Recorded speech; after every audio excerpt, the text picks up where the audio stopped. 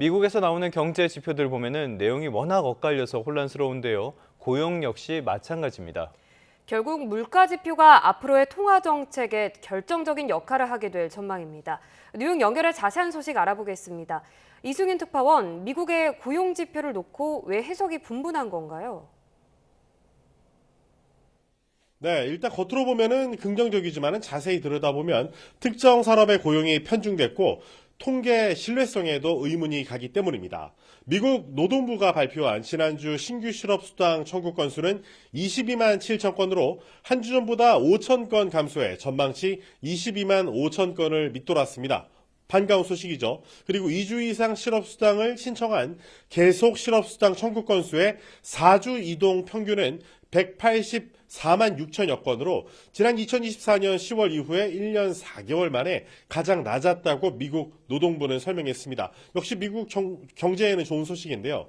전날 발표된 1월 미국의 비농업 일자리 수는 예상을 뛰어넘어 전월 대비 13만 명 증가했고 실업률은 지난해 12월 4.4%에서 4.3%로 하락했습니다. 여기까지 보면 좋습니다. 하지만 이 고용통계 연례 확정치 수정에 따라서 지난해 일자리 증가폭이 86만 2천 명이나 대폭 하향 조정된 걸 놓고서는 우려스럽다는 평가가 나오고 있습니다. 특히 일자리 증가가 의료와 사회 지원 부문에서만 12만 4천 명으로 편중돼 있어서 노동시장이 여전히 취약한 상태에 놓여 있다는 우려가 지속되고 있습니다. 경제학자들은 고용 증가가 특정 산업에 지나치게 의존하는 건 해당 부문이 이 둔화세를 보일 때 위험이 따를 수 있다고 경고하고 있습니다. 미국 연방정부 셧다운, 일시적 업무 정지로 고용지표 조사의 신뢰도에도 의구심이 제기되고 있는데 이에 대한 경제 전문가의 분석을 직접 들어보시죠. We do know the labor market has overall softened. This has been delayed, and it has some question as to whether or not all of the data was collected in all the usual ways. 네, 이렇게 고용 지표에 대한 해석이 애매하다 보니까 결국에는 금리를 결정하는데 물가가 굉장히 중요하게 작용할 것 같습니다. 네, 그렇습니다. 연준의 금리 결정 기구죠. 연방공개시장위원회 FOMC에서 투표권을 행사하는 인사들이 상당 기간 금리 동결이 필요하다는 신중론을 제기했습니다.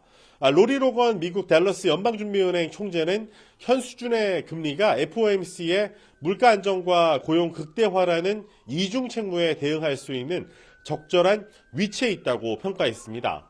특히 앞으로 수개월 동안 인플레이션이 목표치를 향해 하락하고 노동시장이 안정적으로 유지되면 금리 인하가 아예 필요하지 않을 것이라고도 밝혔습니다.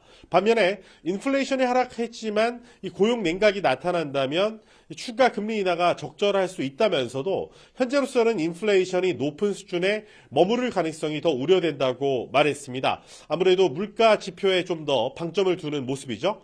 베스엠의 클리블랜드 여는 총재도 현재 수준에서 금리를 유지하면서 상황이 어떻게 전개되는지 지켜보는 게 바람직하다고 강조했습니다. 또 기준금리를 미세 조정하기보다는 최근 금리 인하가 미치는 영향과 경제 성과를 평가하면서 인내심을 갖는 쪽을 선호한다면서 꽤 상당 기간 금리를 동결할 수 있을 것이라며 아예 못을 박았습니다. 투자자들 역시 연준이 예상보다 올해 금리를 동결할 것이란 예상을 강화했습니다. 시카고 상품거래소의 패드워치에서도 금리 선물 시장은 오는 6월까지 연준이 기준 금리를 현 3.5에서 3.75%로 동결할 확률을 약 40%로 상향 조정한 상태인데요. 이런 분위기 속에 뉴욕 증시 3대 지수는 일제히 하락했습니다. 이에 따라 다음날 발표될 이 핵심 물가 지표죠. 1월 미국 소비자 물가 지수 CPI에 연준과 시장의 관심이 쏠리고 있습니다. 지금까지 뉴욕에서 YTN 이승윤입니다.